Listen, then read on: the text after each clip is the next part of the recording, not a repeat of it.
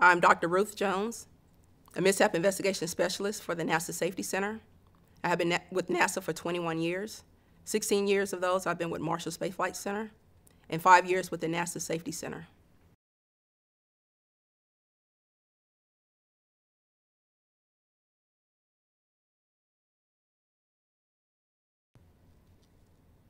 I received my Bachelor of Science degree in physics from the University of Arkansas at Pine Bluff, where I was the first female to receive a Bachelor of Science degree in physics from that university. I received my Master's and PhD in Physics Material Science from Alabama A&M University, where I was the second African-American female to receive a PhD in the state of Alabama. Being an African-American female was one of the challenges that I had because throughout my educational career, I've been the only female. And going to a HBCU really helped that because I was surrounded with people of my color. So having a PhD in physics is a male-dominated field. So Alabama A&M University kind of embraced me as a family, and it kind of gave me role models to look up to and people to interact with. So the experience was very great, and that's when I got on with the Career and Educational Department, and I did a graduate co-op with NASA, and that's how I started my NASA career, through the graduate co-op program. As far as my STEM education, I kind of stumbled upon STEM because when I was in high school, I did not want to go to college. I actually wanted to go to the military. My dad was military, he was Army, and he said if he could do it all over again, he would go to the Air Force. And so since my parents were taking care of two of my cousins, I didn't want to put them through a financial burden. So I wanted to go to the military so I can go to school for free. But due to a medical condition, I could not go to the military. So looking at the opportunities in my hometown, which are very limited, I knew then that I had to get an education. So that's when I decided to go to the University of Arkansas at Pine Bluff. But initially, I was an accounting major. And I only majored in accounting because I wanted to enjoy the college life, and I knew that accounting was easy. And my college algebra professor, Dr. Mia, he realized and saw that I had the potential to go further in mathematics and science. So he persuaded me to change my major to physics. Initially, I was hesitant about it because I was like, hey, this is gonna cramp my style on enjoying the college life and receiving my Bachelor of Science degree with honors. But after I took some of the accounting classes, they weren't challenging enough for me, so that's when I decided to change my major to physics. However, Dr. Mia failed to tell me that I would be the only physics major on campus. So being the only physics major on campus, half of my classes, well, my upper level physics course, it was just me and Dr. Mia. So that taught me, how to become more disciplined and to manage my time wisely. So just to sum it up in a nutshell, I did graduate with honors, and I did enjoy my college life at the same time.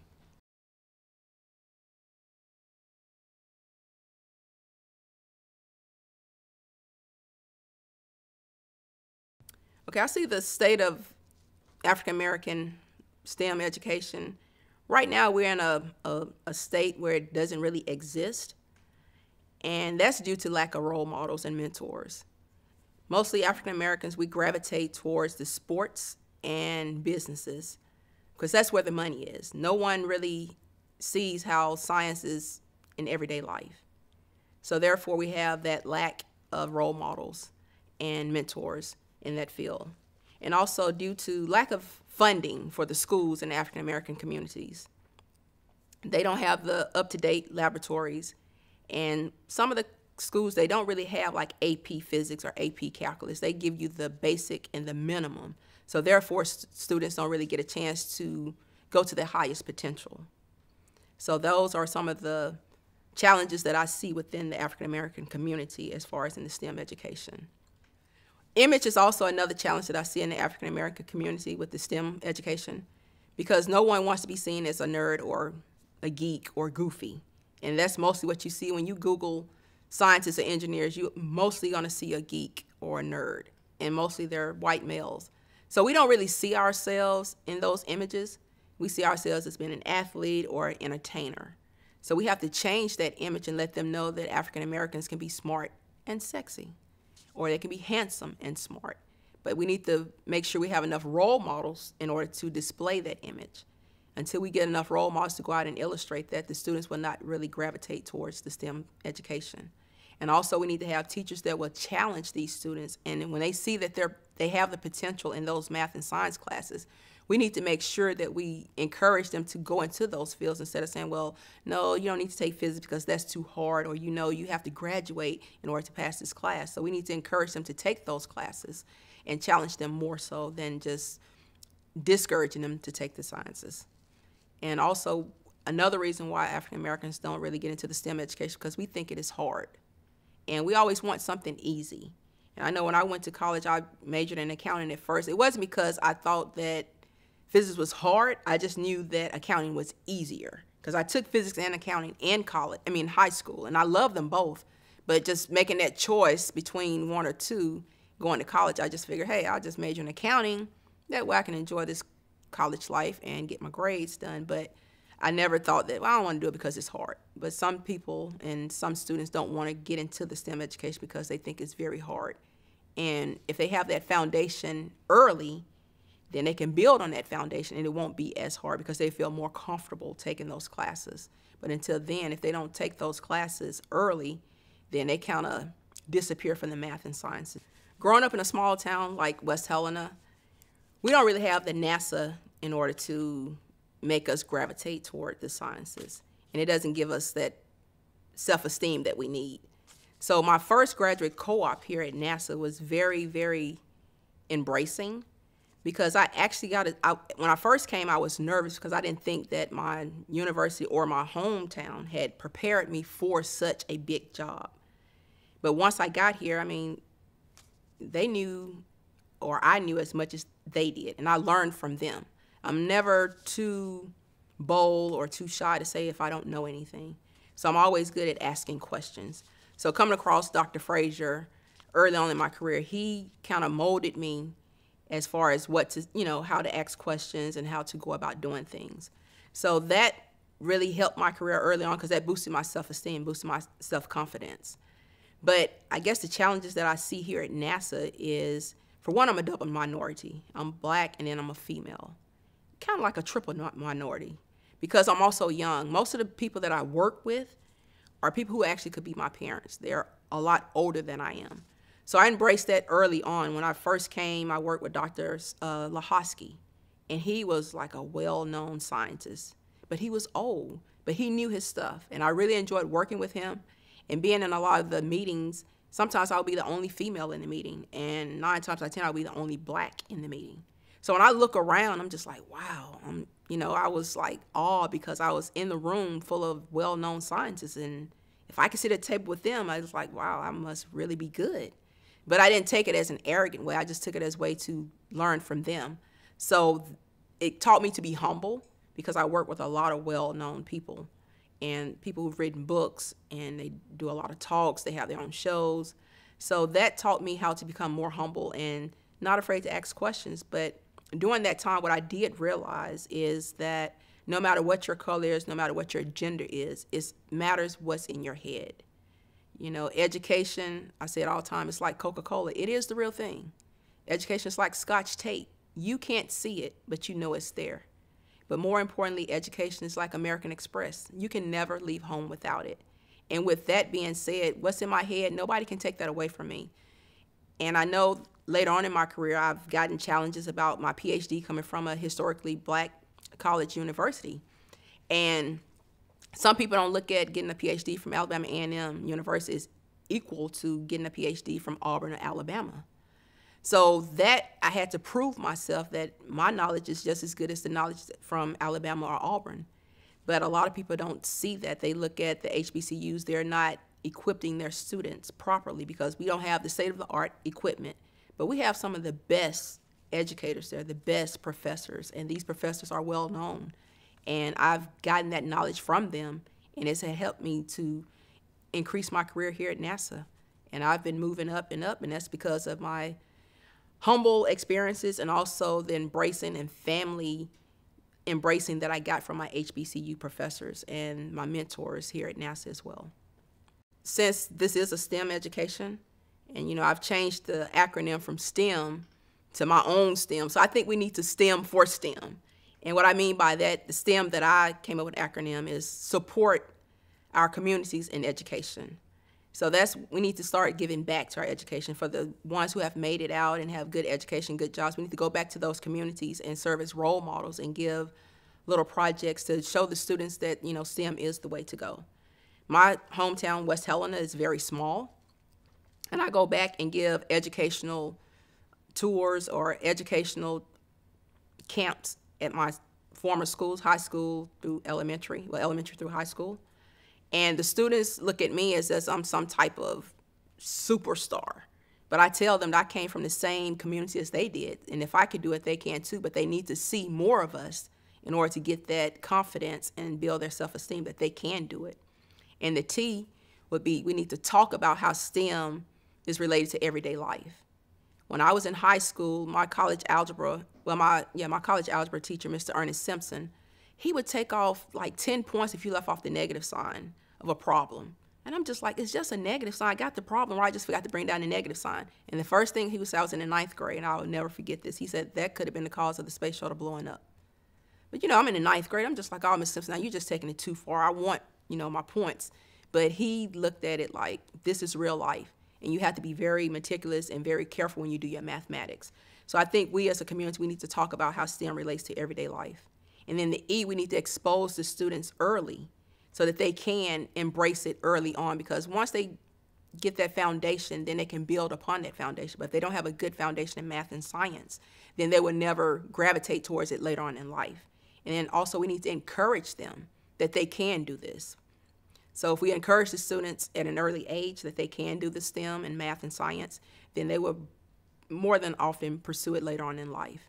And then the M is we need to mentor our students to become the future scientists, future mathematicians, future engineers, and future technologists. And so that's what I mean, we need the STEM for STEM.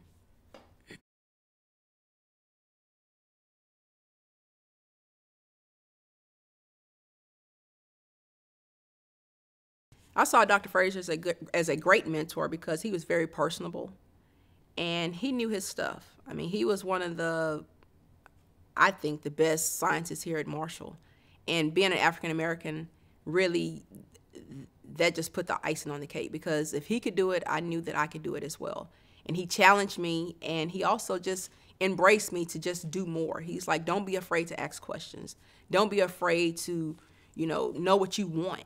And don't be afraid to just ask for more work. So with that push and that challenge, I was like, I can do this.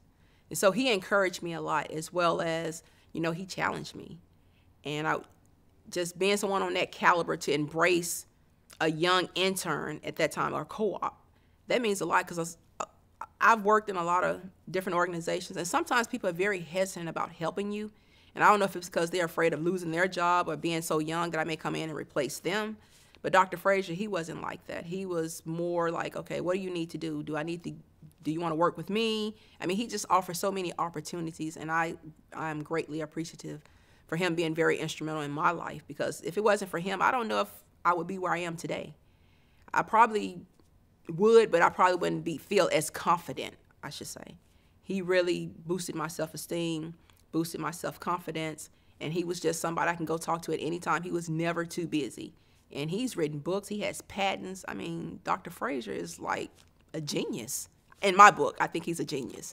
And to actually work with him hand in hand and to have him as my personal mentor, that really meant a lot to me.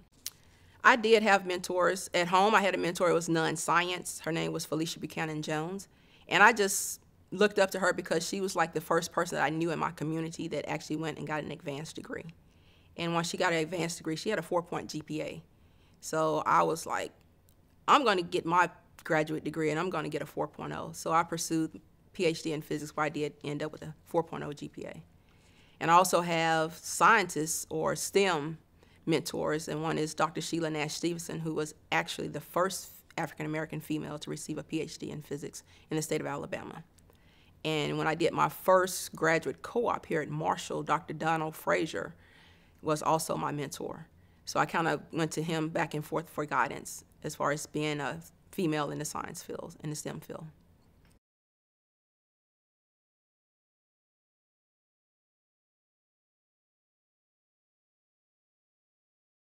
By me going back to my hometown and talking to the students about what I do and that I grew up in that hometown as well. Now that I work for NASA, it has a very great impact on the students. I've had so many students come up to me and tell me if it wasn't for me, they would have majored in accounting or they would have majored in PE. But I have a lot of students who have come back and said because of me, they've majored in science. Actually, my niece, who's going to be a senior this year, she said she's going to major in physics. And I was like, really? I was really excited. But, you know, so I think the impact, it has challenged the students to push harder. And I think when students see that someone from their own hometown, from the same circumstances that they come from, if I can go from that small hometown or city and work for NASA, then that's giving them encouragement and hope that they can do it as well. So I've had students to go off and get their master's and PhDs in sciences, not physics, but biology. So that's a plus. Chemistry, that's a plus. And mathematics. So I think that I have impacted my community a lot. So that's why I encourage other people to go out to their own communities and give back, because when students see that you actually came from those humble grounds or from the same high school or same elementary school, that's giving them hope. Like, you know, if they can do it, I can do it too. Because a lot of students, they look at people who they cannot touch and they call them their role models. But I have to correct them. They are not their role models. They're more so like their goal models. That's a goal that they want to reach. I look at role models, somebody you can pick up the telephone and call. A role model, somebody you can actually have a one-on-one conversation where you can go by and visit them. But goal models, you know, students look at Steph Curry as a role model. They can't just call up Steph Curry and be like, hey, Steph, you know, how do I do a three-point shot? They cannot do that. But a role model like myself, they can call me. I give them my phone number. I give them my email addresses and say, hey, call me anytime. And I go home at least once a month. So I try to visit schools very frequently so they know where my parents live. So some students just stop by and it's like, hey, Dr. Ruth, you know this. Or they call me by my nickname, which I won't disclose on this setting here. But they feel comfortable and they come talk to me about things that they want to pursue and how do they go about working for NASA. How do they go about wanting to work for industries in the STEM fields. So actually I have impacted my community a lot. I'm just trying to encourage others to do it because, you know, I can't save the world, but I'm trying to. So it just takes one person at a time. And I'm just trying to be that leader, and hopefully other people can just come back and give back, because I really tell them no matter what you do in life, make sure you always come back to your stomping grounds and give back. It doesn't have to be money, because money, you use it and it's gone. But time is more valuable than money. And if you can give students your time, they will remember that a whole lot more than you just giving them some money, because they're going to spend that and forget what they bought. And 20 years later, they don't even know what they did with the money. But they can recall that time you came to them and talked to them at that school, or you helped them with a math problem, or whatever problems they had, they will remember that time or that encouragement that you gave them.